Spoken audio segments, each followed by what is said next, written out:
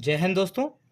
यहाँ हम कक्षा 10वीं के गणित पार्ट 1 वास्तविक संख्याएं की प्रश्नावली 1.1 का पहला क्वेश्चन सॉल्व करने जा रहे हैं। इसमें आपको क्या करना है, संख्याओं को अभाज्य गुणनखंडों के गुणनफल के रूप में व्यक्त करना है। और इसमें आपको पहली संख्या जो दे रखी है या दूसरी संख्या जो दे रखी है, उसमें सबसे पहले आपको छोटी आवाज संख्या से संख्या को काट के देखना है। तो हम करेंगे, यहाँ हमने 140 लिया, इसको हम सबसे छोटी आवाज संख्या हमारी 2 से रहती है, तो 2 से हम काट के देखेंगे तो ये कितना आ जाएगा, आपका 70 आ जाएगा। फिर हम 2 से काट के देखेंगे पुनः, तो ये अब 35 आ जाएगा। अब यहाँ हम देखते हैं कि जो 35 संख्या है वो 2 से अब नहीं कटेगा। 2 के बाद आवाज संख्या हमारी 3 आती है, 3 से नहीं कटेगा। उसके बाद 5 आती है, 5 से कट जाएगा, तो 5 से हम भाग देते हैं, इसमें कितना आ जाएगा आपके पास, 7 आ जाएगा। और जब हम 7 से भाग देंगे 7 में तो कितना आ जाएगा, 1 आ जाएगा। तो अब आपको लिखना है अभाज्य गुणनखंडों के गुणनफल के रूप में।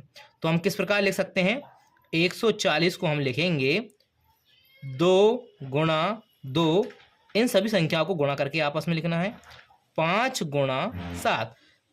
या आप इसको इस प्रकार ही लिख सकते हैं, 2 आपका 2 बार है तो 2 की घात 2 गुणा 5 गुणा 7, इस प्रकार से आप लिख सकते हैं।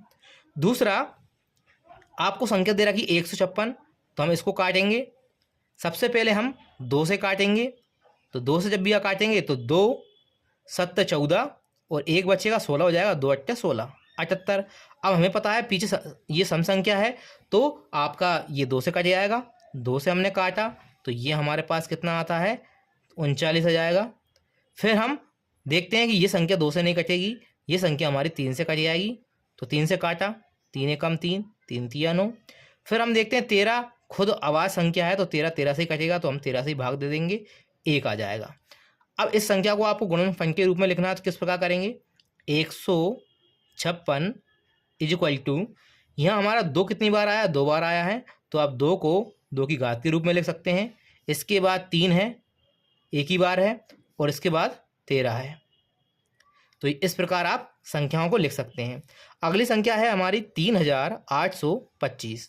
तो यहाँ इस संख्या को हम करते हैं, हम देखते हैं पीछे 5 है, तो ये संख्या 2 से तो डिवाइड नहीं होगी। हम 3 से करके देखते हैं, तो 3 से जब हम भाग करेंगे तो 3 एकम 3, 3 दूनी 6, 2 बचेंगे 22 हो जाएंगे, 3 7 21, फिर 1 बचेगा 15 हो जाएंगे, 3 5 15। अब आपके पास आ चुके हैं 1275, ये भी 3 से विभाजित हो जाएगा हमारा, 3 से भाग देते हैं तो 3 चौका 12, फिर भाग देंगे 3 दूना 6, 1 बचेगा, 3 5 15, 425। यह आपका 3 से डिवाइड नहीं होगा। अब ये 3 के बाद आवाज संख्या हमारी 5 आती है, 5 से विभाजित हो जाएगा, तो 5 से करते हैं 5 8 40 और 5 25 85। फिर दोबारा ये 5 से विभाजित हो जाएगा, तो ये हमारा कितना आएगा, 5 एकम 5, 3 बचेंगे 35 हो जाएंगे, 5 7 35। इसके बाद जो 17 है वो आवाज संख्या है, तो 17 को 17 से काटेंगे, 1 आ जाएगा। जब तक 1 नहीं आ जाता जब तक हमको विभाजित करते चलना है सिर्फ आवाज संख्याओं से। अब हम कितनी क्या लिखेंगे, जो 3825 है, इसको क्या लिख सकते हैं हम, 3 आपका 2 बार है, तो हम लिख देंगे 3 की घात 2 गुणा, यहाँ 5 आपका 2 बार है, तो 5 की घात कितना हो जाएगा, 2 गुणा 17 कितनी बार है, 1 बार है, तो हम 17 1 बार लिख देंगे। अगला हमारा क्वेश्चन आता है 5005। तो जो 5005 है, यह आपकी संख्या 5 से विभाजित हो जाएगा, तो हम इसको विभाजित करते हैं 5 से। 5 से हम काटेंगे तो 5 एकम 5, फिर 0 फिर 0, 5 एकम 5, 1001। अब यह संख्या आपकी 5 के बाद आवाज संख्या 7 आती है, तो 7 से विभाजित करके देखते हैं हम, तो 7 एकम 7 बचेंगे हमारे पास 3, 30 हो जाएंगे, 7 चौके 28 बचेंगे 2, 21 हो जाएंगे, फिर 7 तिया 21, 143 आ जाएंगे हमारे। अब जो 143 है वह आपका 7 से विभाजित नहीं होगा, ये होगा आपका 7 के बाद हमारी आवाज संख्या है 11, 11 से विभाजित करके देखते हैं, तो 11 एकम 11 और 3 बचेगा, 11 तिया 33, 13 आ जाएगा। फिर 13 को हम 13 से विभाजित करेंगे, क्योंकि 13 भी आपकी आवाज संख्या है, तो आपको 1 प्राप्त हो जाएगा।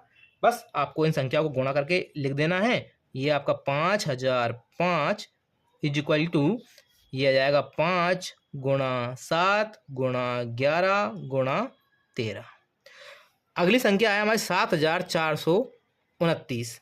तो यह संख्या आपकी 2, 3, 5, 7, 11, 13 इन सभी से विभाजित नहीं होगी, ये होगी आपकी 17 से विभाजित।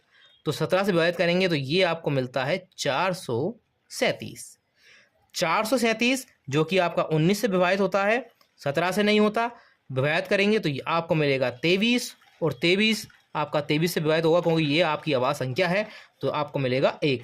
तो आपको गुणनफल के रूप में कैसे लिख सकते हैं, 7429 बराबर, यहाँ आपको लिखना है 17 गुणा 19 गुणा 23। तो इस प्रकार आप कोई भी संख्या को अभाज्य गुणनखंडों के गुणनफल के रूप में व्यक्त कर सकते हैं। उम्मीद करता हूँ आपको ये वीडियो पसंद आई होगी। अगर आपको ये वीडियो अच्छी लगी हो तो हमारे चैनल को लाइक, शेयर और सब्सक्राइब कर दीजिए।